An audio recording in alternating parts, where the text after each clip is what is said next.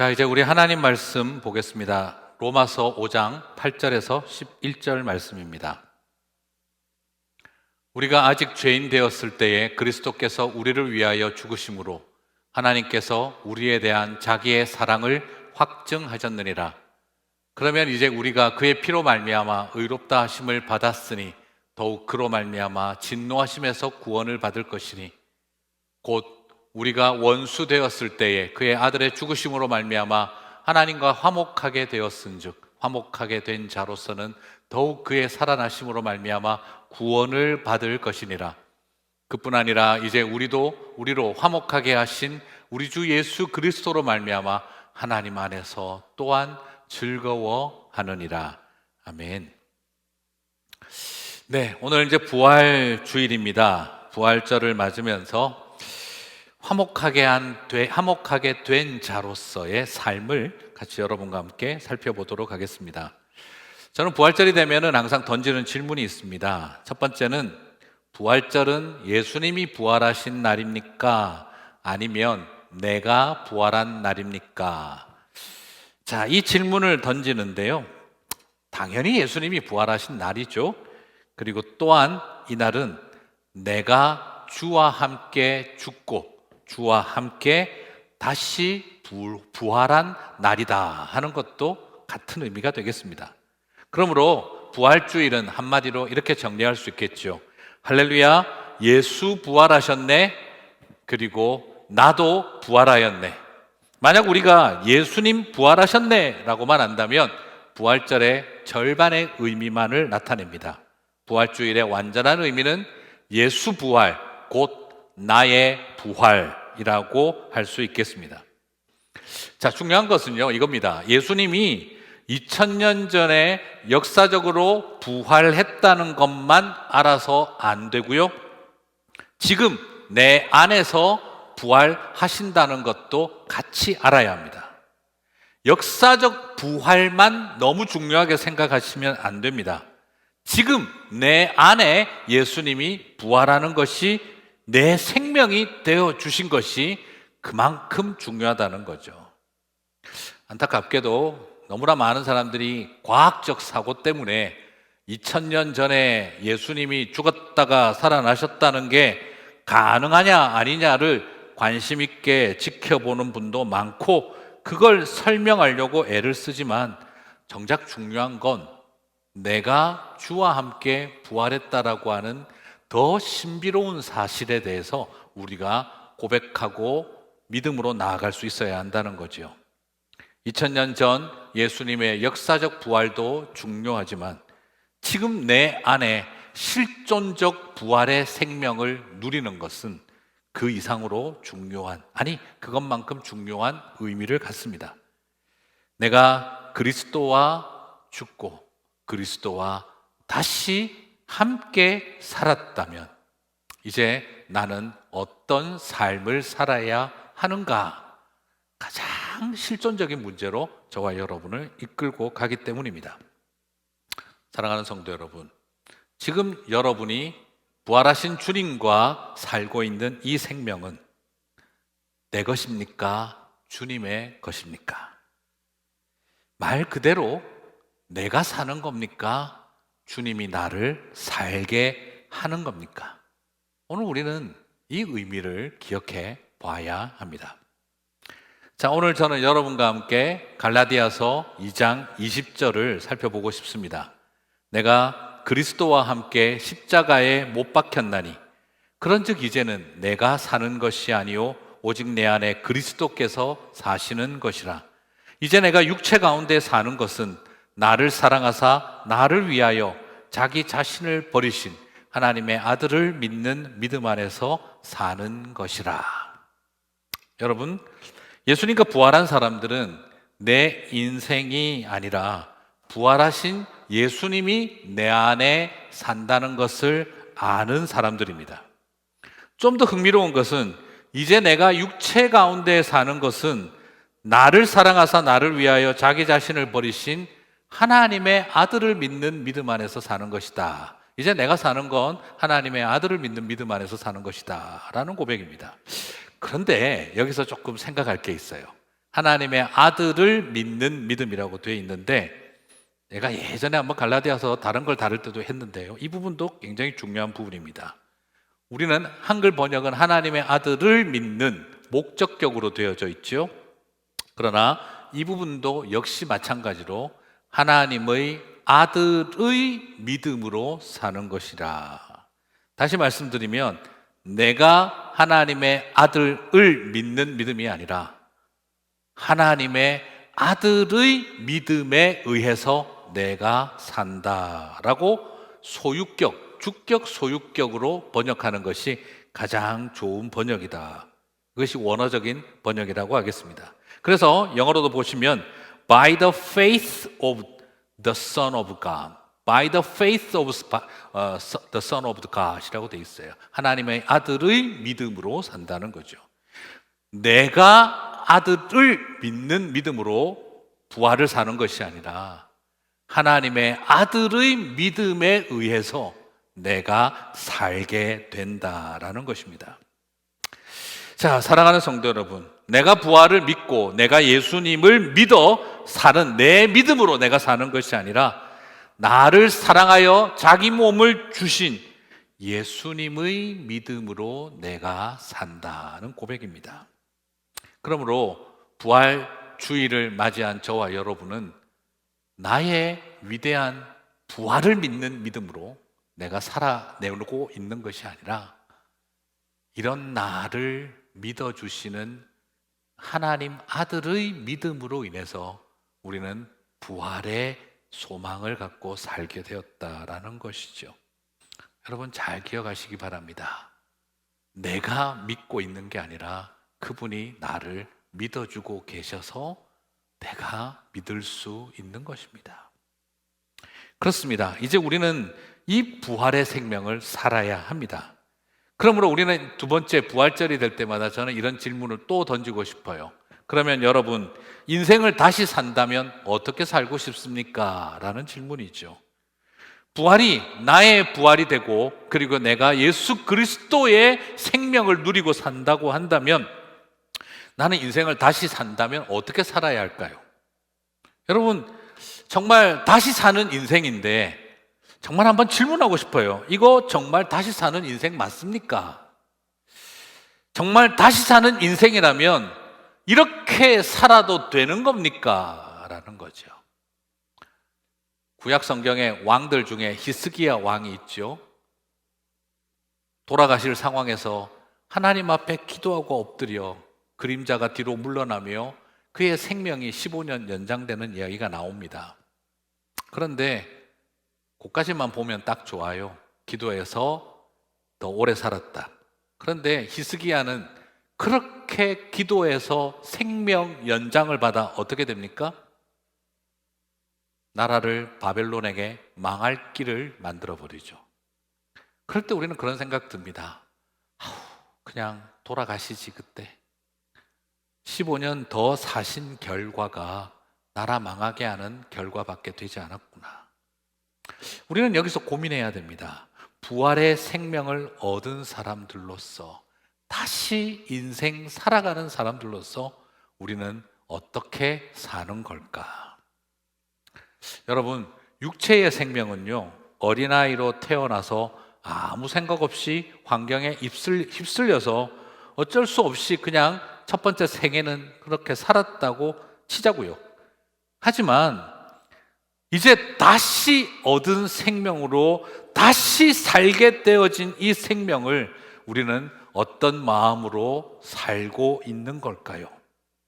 우리에게 부활이라고 하는 새 생명을 허락하셨다면, 예수 그리스도로 사는 삶을 살아갈 수 있는 새로운 생명이 주어졌다면 그것은 우리에게 어떤 삶을 향해 나아가게 하는 걸까요?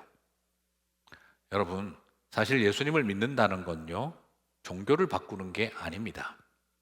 그것은 인생을 죽었다가 다시 살게 하는 일입니다. 다시 태어나는 일입니다.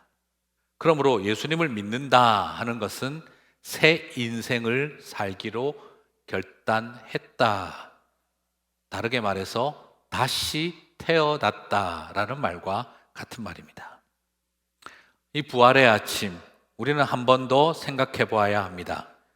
2000년 전에 예수님의 부활하셨다는 것을 아는 것을 넘어 지금 부활하신 예수님과 함께 나는 어떤 부활을 살아가야 하는가?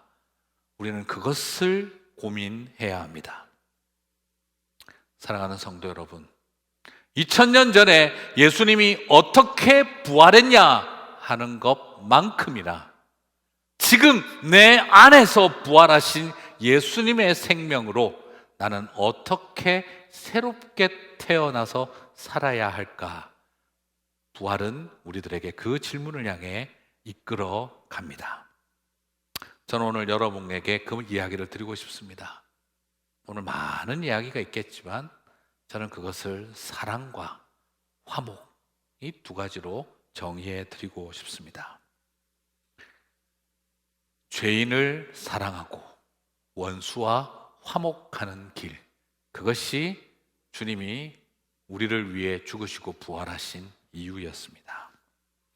죄인을 사랑하고 원수와 화목하는 여정이 고난과 부활의 마지막 결론입니다. 로마서 5장 8절을 봅니다. 우리가 죄인 되었을 때에 예수님이 우리를 향해 사랑을 확증했다고 합니다. 우리가 아직 죄인 되었을 때에 그리스도께서 우리를 위하여 죽으심으로 하나님께서 우리에 대한 자기의 사랑을 확증하셨느니라.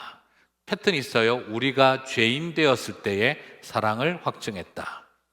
그 다음 로마서 5장 10절에서 11절을 보시면 이번에는 원수 되었을 때로 나오고 있습니다.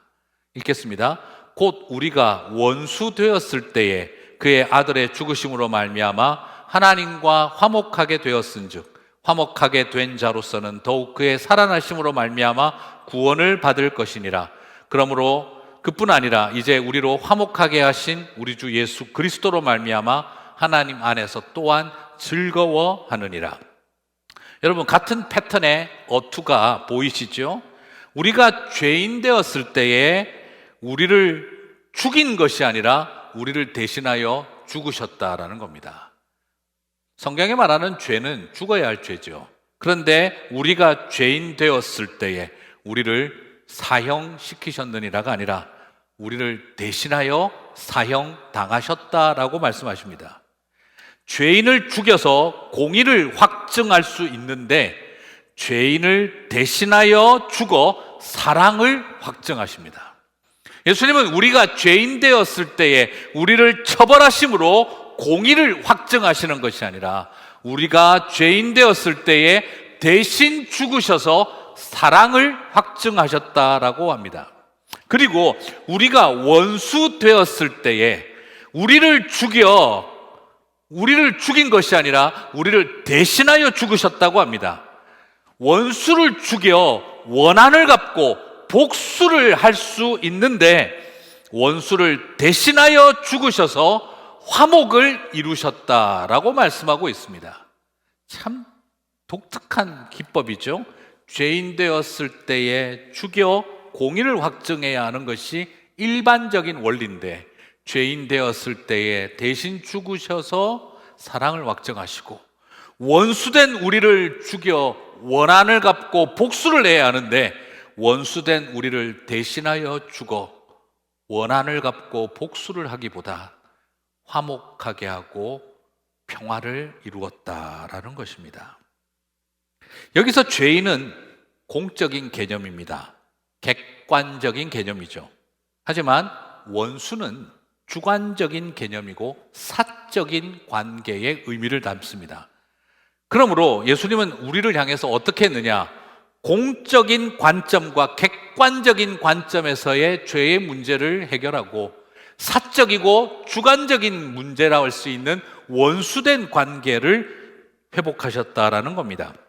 그러므로 부활은 죄인인 우리를 연인이 되게 하셨고 그리고 원수인 우리를 화목의 친구로 삼으셨다라는 겁니다. 그러므로 십자가와 부활은 용서를 통해 파괴된 인간과 그리고 파괴된 관계를 회복시켰다라는 걸 보게 되어지지요. 죄인인 우리를 사랑받게 하셨고 원수인 우리와 화목해 주셨다라는 겁니다. 그렇다면 십자가와 부활은 우리를 어떤 자리로 이끌어 갑니까? 벌 줘야 할 죄인을 사랑하는 사람으로, 복수해야 할 원수를 화목하는 자리로 이끌어 가야 하는 거죠. 여러분에게 묻고 싶습니다. 주변에 죄인이 많으십니까? 사랑하는 사람이 많으십니까? 주변에 원수가 많으십니까? 아니면 화목하게 된 이웃들이 많으십니까? 이제 우리는 사랑받은 죄인으로서, 그리고 우리는 이제 죄인을 사랑해야 하는 자리에 있게 됐습니다. 왜요? 그 부활을, 내 안에도 예수의 부활이 있다면 우리는 죄인을 정죄하고 죄인을 처벌하는, 공의를 세우는 자리만이 아니라 그 죄인을 사랑하는 자리로 가야 하기 때문입니다. 그리고 십자가의 보혈로, 부활로 인하여 화목하게 된 우리들은 이제는 원수를 향해 화목하는 자리로 나아가야 합니다. 사랑과 화목을 수여한 사람들로서가 아니라 이제는 베품의 자리로 나아가야 한다는 것이죠. 그래서 고난주간과 부활주의를 맞이하는 저와 여러분에게 가장 중요한 것은 주님 사랑하게 하옵소서, 화목하게 하옵소서입니다. 고난주간과 부활주의를 맞으면서 이 사랑과 화목을 이루는 가장 중요한 고리가 뭐겠습니까? 그게 바로 용서받은 것처럼 용서하라라고 하는 개념이 되겠죠. 죄인을 사랑하고 원수와 화목하는 길은 바로 용서의 삶을 살아내어야 하고, 그것이 부활의 열매임을 보여주고 있습니다. 여러분은 용서를 혹시 명사로 생각하지 않고 동사로 생각하면 어떤 문법적인 측면이 떠오르시나요? 수동태로서 용서받는다가 있겠고, 아니면 능동태로서 용서한다가 있겠죠. 솔직히 우리는 어디에 더 익숙합니까? 용서하기보다는 용서받는 것을 더 선호하는 마음이 있겠죠. 하지만 우리에게는 이미 잘 알고 있습니다. 용서받음으로 용서하라는 것. 복음서는요, 용서한 만큼 용서받는다라고도 표현하고 있고요. 그리고 바울 서신은 그리고 용서받은 자이니 용서하라고 외치고 있습니다. 그러므로 우리는 용서받는 것만큼 용서해야 하고 용서하는 만큼 용서받는다는 사실을 알아야 됩니다. 그러면 성경에 말하는 용서는 뭘까요? 성경에 나오는 용서는요, 덮어버린다, to cover, 또 치워버린다, lift away, 그리고 보내버린다, send away라는 그런 용례로도 쓰입니다. 그런데 신약 성경이 독특하게도 용서는 어떤 의미로 설명하냐 그러면 죄로부터 죄인을 분리한다라는 뜻입니다. 참, 저는 이 의미가 굉장히 쉽지 않더군요. 차라리, 그죠? 덮어버릴 수도 있고, 뭐 냄새나는 화장실 덮어놓으면 되지, 치워버리면 되고, 더러운 거 눈앞에 안 보이게 하면 되고, 그리고 멀리 보내버리는 거 그냥 떨어져 있으면 다 끝난 거고, 솔직히 우리는 이게 더 쉬운 용서입니다. 그냥 눈 질끈 감고, 아유, 괜히 건드리면 냄새나 나지, 덮어버리자. 아우, 눈앞에 거슬리는데 치워버리자. 할 수만 있다면 안 보고 멀리 지내자. 그게 용서다. 이건 누구나 할 수 있을 것 같아요. 근데 여러분, 어떤 용서가 제일 어렵습니까? 죄로부터 죄인을 분리시킨다. 이건 정말 어렵습니다. 솔직히 그런 생각 들잖아요. 죄가 무슨 죄야? 인간이 문제지. 그러고 싶지 않습니까? 지은 죄보다 사람이 더 싫죠. 그게 솔직히 우리 마음입니다. 그런데 예수님은 죄로부터 죄인을, 사람을 분리시키셨습니다. 그래서 예수님이 용서했다는 말의 의미가 나타나는 거죠. 솔직히 그렇습니다. 우리한테 힘든 건 뭘까요? 배신이라는 사건일까요? 아니면 내 가슴 속에 남아있는 배신감일까요? 배신은 지나간 과거입니다. 배신은 지나간 과거형이에요. 그런데 배신감은 과거 완료형이 아니라, 말장난을 해본다면 현재 진행형도 아닌 영원 진행형처럼 여겨집니다. 그런 문법은 없습니다만, 배신은 과거 완료형인데, 그러나 배신감은 현재 진행형을 넘어 영원 진행형처럼 여겨질 때가 많죠. 10년 전 사건도 오늘 일처럼 가슴에 남는 거죠. 그게 바로 배신감이죠. 그런데 또 신기한 건 뭐냐면, 배신자는 배신감이 없어요. 배신 당한 사람만 배신감이 있어요. 그게 더 열받고 약오르죠, 그렇죠? 찍는 도끼는 찍은 나무 잘 몰라요. 그런데 찍힌 나무는 찍던 도끼 기억하지 않습니까? 그런 것처럼 우리 마음이 참 복잡하고 어렵습니다. 많은 사람들이 그래요. 이걸 극복해야 되는데 그걸 극복하기가 어렵습니다. 그래서 내가 지은 죄는 십자가에 못 박아도 내가 받은 상처는 십자가에 못 박지 않습니다. 내가 지은 죄는 십자가에 못 박는데요. 잊어버리고 싶고 다 죽었다고 하고 싶은데요. 남들이 나에게 지은 죄는 십자가에 못 박지 못합니다. 오히려 어디에 못 박아 놓냐 그러면 십자가에 못 박아 놔야 되는데 내 가슴에 못 박아 놓고 있는 경우가 많습니다. 십자가에 영원히 못 박아 놔야 되는데 내 가슴 속에 영원히 못 박아 놓는 경우가 많습니다. 얼마나 힘들고 어려워서 그랬겠어요. 하지만 십자가와 부활을 앞에 설 때마다 주님은 우리의 마음을 향해 도전하시잖아요. 그래, 너의 죄, 네가 지은 죄, 십자가에 못 박는 것, 난 너무 기쁘다. 그런데 나는 너에게 하나 더 관심이 있다. 네 가슴에 박혀있는 못, 네 가슴에 영원히 묻어두고 있는 못을 나에게 박으면 안 되겠니?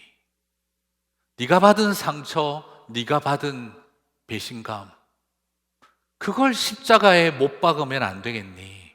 왜 네 가슴 속에 그렇게 못 박아두고 있니? 저는 주님께서 그 메시지를 저에게 던져주셨을 때 정말 그것이 큰 소망이었고 위로였습니다. 물론 굉장히 힘들고 싫기도 했습니다. 사랑하는 성도 여러분, 내가 지은 죄를 주님에게만 담당시키지 말고 내가 받은 상처도 주님이 담당하기를 원하십니다. 내 주홍빛같이 붉은 죄가 희어지고 사라지기를 원하는 것처럼 내 마음속에 상처받은 주홍빛 같은 상처가 눈처럼 희어지기를 또한 원하고 계신다는 겁니다. 십자가는요, 죄를 죽여 사랑으로 부활시키고, 십자가는 원수된 마음을 죽여 화목으로 부활합니다. 죄인을 죽이지 않고 죄를 죽입니다. 원수를 죽이지 않고 원수된 마음을 죽입니다. 그래서 죄를 죽여 사랑을 확정하고 원수된 마음을 죽여 화목을 이루어내는 것이죠. 예수님이 고난주간을 보내신 것은 용서하기 위해서였습니다. 용서하기 위해 주님은 고난주간에 십자가를 지셨습니다. 그렇다면 우리는 왜 고난주간과 부활주의를 지내고 있는 걸까요? 용서받기 위한 고난주간만 아니라 용서하기 위한 고난주간도 우리에게 필요하구나 하는 것을 발견합니다. 십자가는 용서받기 위해 지는 것만이 아니라 용서하기 위해 지는 것이 십자가입니다. 나의 죄를 위한 십자가 소망하는 마음 소중하지만 그의 죄를 위해 십자가를 소망하는 마음, 그 또한 우리에게 필요한 일입니다. 부활의 아침, 나를 향해, 죄인을 향해 사랑을 확증하고 원수를 향해 화목을 주셨던 것처럼 이제 내가 그들을 향해 사랑을 확증하고 그리고 화목을 이루어 가야 합니다. 그래서 내 주변에 30년, 40년째 죄인으로 머물게 하지 말고 이제는 연인으로 바꾸어가고 30년, 40년째 내 마음에 원수로 남아있게 하는 것이 아니라 화목의 자리를 향해 나아가야 하는 것이죠. 사랑하는 성도 여러분, 지금 여러분 안에 부활해야 할 것이 무엇입니까? 혹시라도 미움, 죄, 열등감, 중독, 원망, 원수된 마음이 지금 부활하고 있는 것 아닐까요? 그러면 안 되죠. 이런 것은 십자가에 다 죽어 끝난 것이어야 합니다. 죽어야 할 것이 부활하고 부활해야 할 것이 죽어서는 안 됩니다. 죽어야 할 것이 살고 살아야 하는 것이 죽는 신앙의 역행에 빠지면 안 됩니다. 죄인을 정죄하고 원수를 미워하는 건 누구나 하는 길입니다. 죄인을 정죄하고 원수를 미워하는 일을 위해 우리는 부르심을 받은 것이 아닙니다. 미움 대신 사랑을, 죄 대신 구원의 감격을, 열등감 대신 자족하는 마음을, 중독 대신 열정을, 원망 대신 감사를, 그리고 원수된 마음 대신에 화목의 즐거움이 우리 안에 부활해야 합니다. 사랑하는 성도 여러분, 오늘 우리의 마음속에 이런 부활들이 일어났으면 좋겠습니다. 그리고 오늘 이 부활주일에 여러분의 마음속에 관계의 회복이 부활되기를 소망합니다. 섬김의 즐거움이 흥얼거리던 콧노래 소리가 부활하게 되시기를 바랍니다. 사랑하는 교인들을 만나는 그 설레임이 마음에 부활하시게 되기를 또한 기대합니다. 교회에 와서 청소하고 수리하고 그리고 하나라도 꾸미고 가꾸던 그 즐거움이 여러분의 마음속에서 부활하셨으면 좋겠습니다. 오늘 집을 나서기 전 기도하고 미리 연보 드릴 마음으로 준비하던 그때의 감사가 여러분 안에 또한 부활되기를 소망합니다. 사랑하는 성도 여러분, 오늘 우리의 마음속에 다시 이런 부활이 일어나게 되기를 소망합니다. 말씀을 맺겠습니다. 예수님처럼 저도 그렇습니다. 병도 고치고 예수님처럼 귀신도 쫓아내고 예수님처럼 죽은 사람도 살려내는 일, 정말 그런 목사 되면 얼마나 좋겠습니까? 하지만 예수님 앞에 엎드려서 기도할 때 주님, 나도 주님처럼 병도 고치고 귀신도 쫓아내고 죽은 사람도 살려내고 그러면 너무 좋겠어요. 예수님처럼 설교했으면 좋겠어요. 비유 기가 막히게 어떻게 성경을 그렇게. 그때 주님께서 제 마음에 주셨던 것은요, 너 나처럼 아파하면 안 되겠냐 하는 마음이었어요. 예수님처럼 능력 있고 싶어하고 잘하고 싶은 사람 너무 많은데 그냥 나처럼, 내가 그랬던 것처럼 용서하고 아픈 길, 아파하는 길, 그 길을 가면 안 되겠냐. 참 힘들었지만, 여전히 어렵지만 주님 우리에게 그걸 원하고 계십니다. 죄인을 정죄하는 일보다 사랑하는 일, 원수를 복수하는 일보다 화목하는 일, 그거 하면 안 되겠냐. 죽여라 소리치며 원망하는 소리를 듣고 있으면 힘들죠. 비웃고 무시하는 싸늘한 조롱도 힘듭니다. 그런데 주님은 어떤 분이셨습니까? 죽여라! 하는 그 소리를 원망 소리로 들지 않고 죽겠어요! 살려주세요! 하는 말로 들으시지 않았습니까? 원망을 비명으로 들었잖아요. 비웃음, 조롱하는 소리를 텅 빈 인생들의 흐느낌으로 들어주시지 않았습니까? 그래서 죄로부터 죄인들을, 사람을 분리하셨죠. 그래서 말씀하셨던 겁니다. 아버지, 저들을 용서하소서. 그래서 죄인을 사랑하고 원수를 화목하게 하셨던 거죠. 사랑하는 성도 여러분, 우리 이 부활의 아침 그렇게 살아내어 가게 되기를 주님의 이름으로 축복합니다. 하나님의 아들의 믿음 안에서, 하나님의 아들의 믿음으로 살아내어가는 저와 여러분이 되시기를 주님의 이름으로 축복합니다. 우리 주신 말씀 붙들고 같이 기도하겠습니다.